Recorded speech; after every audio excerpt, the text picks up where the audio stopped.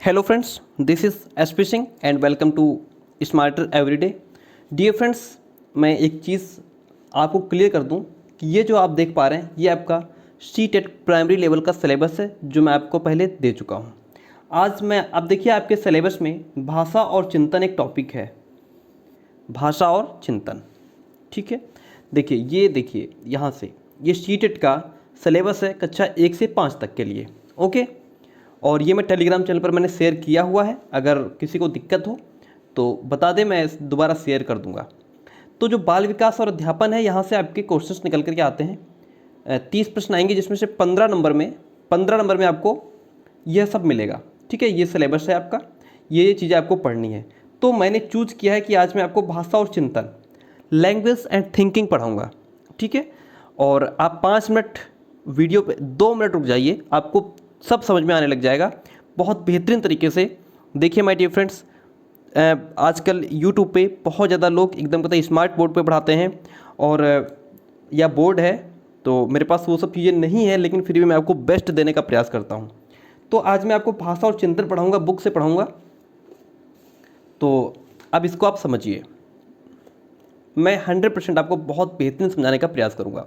भाषा और चिंतन आपने देख लिया, आपके सिलेबस में है, ठीक है। इसी को हम पढ़ेंगे आज। देखिए, भाषा के द्वारा ही प्रत्यय की रचना होती है। अब यहाँ पे प्रत्यय वर्ड आ गया। आखिर प्रत्यय क्या होता है? कुछ नहीं, प्रत्यय हमारा कॉन्सेप्ट होता है। प्रत्यय क्या है? कॉन्सेप्ट। जो भी आप सामने देख पा रहे हैं, जो भी पढ़ पा रहे हैं, वो सारा क्या है? कॉन्सेप्ट में आ जाता है, ठीक है। तो भाषा के द्वारा ही जो भी कॉन्सेप्ट होता है उसकी रचना होती है। भाई हम जो बोल रहे हैं उसी को लिखें तो वही कॉन्सेप्ट हो जाएगा। तो जो हमारी लैंग्वेज निकल रही है, जो हमारी भाषा निकल रही है, जो हमारे शब्द निकल रहे हैं, वही प्रत्यय का निर्माण करते हैं, ठीक है। भाषा चिंतन का महत्वपूर्ण साधन है। भाषा जो है वह चिंतन का एक महत्वपूर्ण साधन है। आप बहुत अच्छे से इसको पढ़िएगा, क्योंकि वहाँ पे 4 ऑप्शन दे देगा, चारों में 1 2 3 करके ये वाले ऑप्शन दे देगा। एक कह देगा कि इसमें से गलत ढूंढिए, कौन सा नहीं है, कौन सा भाषा और चिंतन का साधन नहीं है, ठीक है। तो वहाँ पे दिक्कत हो जाती है, इसलिए आप इसको बहुत वेल तरीके से, बढ़िया तरीके से पढ़िए। भाषा के द्वारा कॉन्सेप्ट की रचना होती है, प्रत्यय की रचना होती है, ठीक है। भाषा चिंतन का एक महत्वपूर्ण साधन है। व्यक्ति भाषा के द्वारा ही विचार करता है। भाई जब हम सोचते हैं तो कैसे सोचते हैं? भाषा के द्वारा। अरे यार, मैं ये नहीं कर पाया, मैं वो नहीं कर पाया, मुझे आज ये पढ़ना है, फिर वो पढ़ना है, फिर ये पढ़ना है। तो ये क्या है? ये हम चिंतन कर रहे हैं ना, लेकिन कैसे कर रहे हैं? भाषा के द्वारा कर रहे हैं। तो उसमें लैंग्वेज ही रही है। भाषा चिंतन को स्पष्ट रूप से प्रकट करने का एक माध्यम है।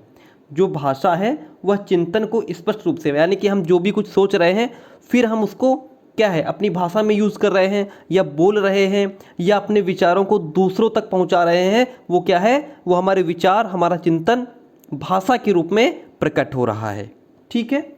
जो भाषा है वह हमारे चिंतन को, हमारे विचारों को स्पष्ट रूप से प्रकट करने का एक माध्यम है।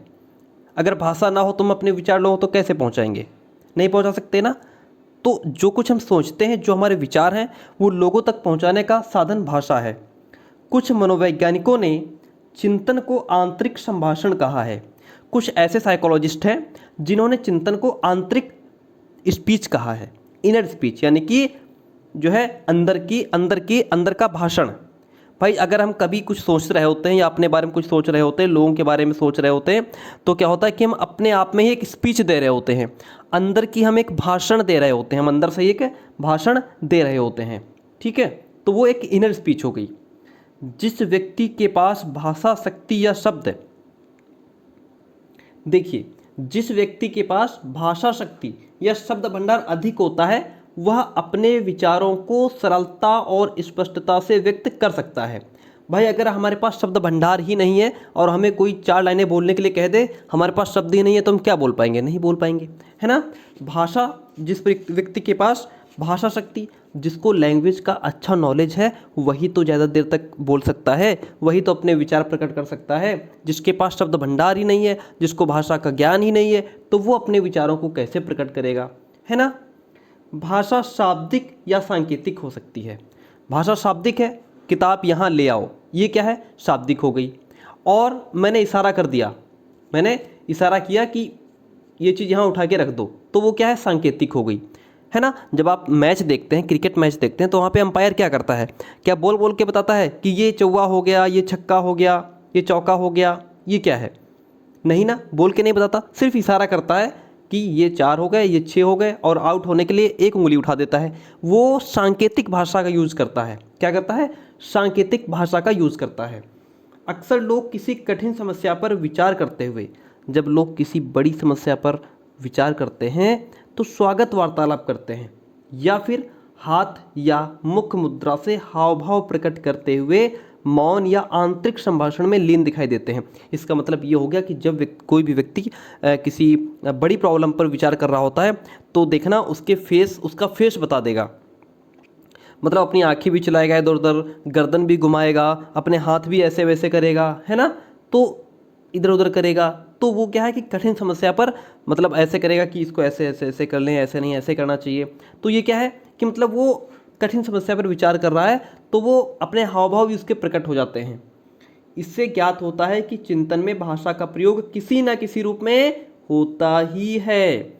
इससे ये ज्ञात होता है कि जो चिंतन है उसमें भाषा का प्रयोग किसी न किसी रूप में होता ही है, और भाषा के द्वारा ही चिंतन के अनेक रूपों को समन्वित किया जा सकता है।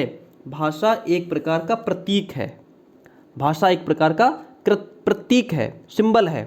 जैसे किताब, किताब जो शब्द हो गया, किताब के लिए किताब एक वस्तु है, ठीक है। जैसे ये क्या है, ये हाइलाइटर है, ये एक वस्तु है, इसका प्रतीक क्या है पता है, शब्द, जो इसका हाइलाइटर शब्द है वो इसका प्रतीक है। ये पेंसिल है, ये एक वस्तु है, इसका अगर शब्द जो प्रतीक शब्द होगा वो क्या होगा, पेंसिल, ठीक है। तो भाषा एक प्रकार का सिंबल है जिसके सहारे व्यक्ति अपने भावों और विचारों को प्रकट कर सकता है। जिसके सहारे जो व्यक्ति है वो अपने भावों को, अपने विचारों को प्रकट कर सकता है। चिंतन या विचार को व्यक्ति मस्तिष्क में प्रेजेंट उपयुक्त शब्दों में अभिव्यक्त करता है। जो चिंतन या विचार है उसको व्यक्ति अपने मस्तिष्क में जितने भी शब्द उपयुक्त, जितने भी विद्यमान शब्द हैं उनको, जितने भी संबंध में अपने, चिंतन या विचार को व्यक्ति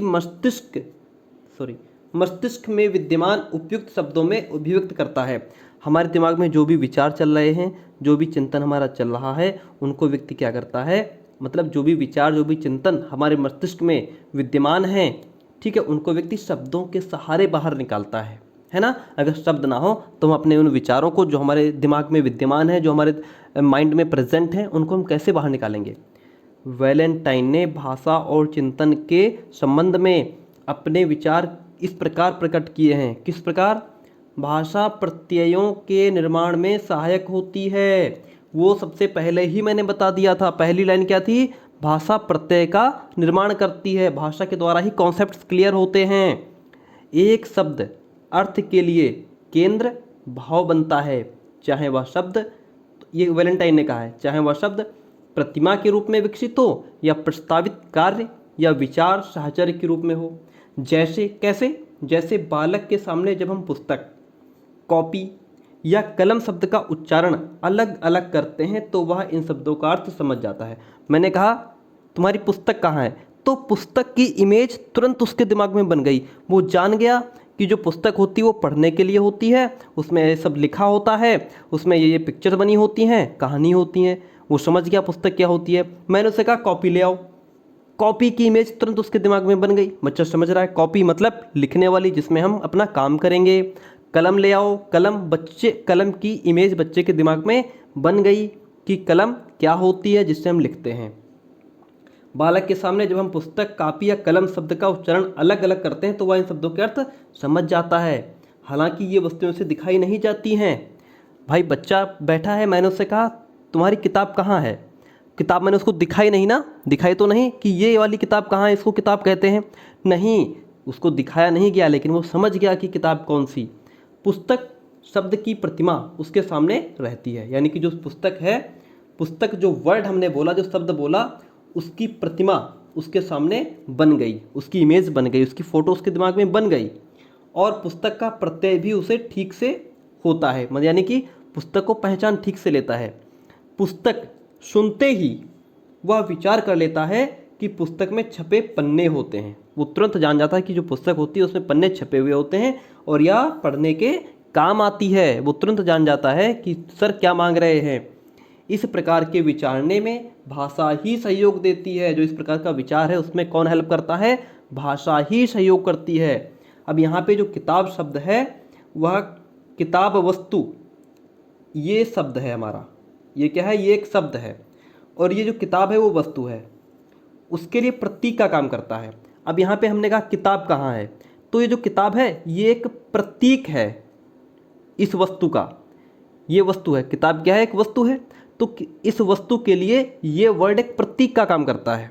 किसका काम करता है? प्रतीक का काम करता है। मैंने अभी भी कहा था कि इसके लिए प्रतीक क्या बन जाएगा? हाइलाइटर। इसका जो शब्द होगा हाइलाइटर वो इसका प्रतीक का काम करता है।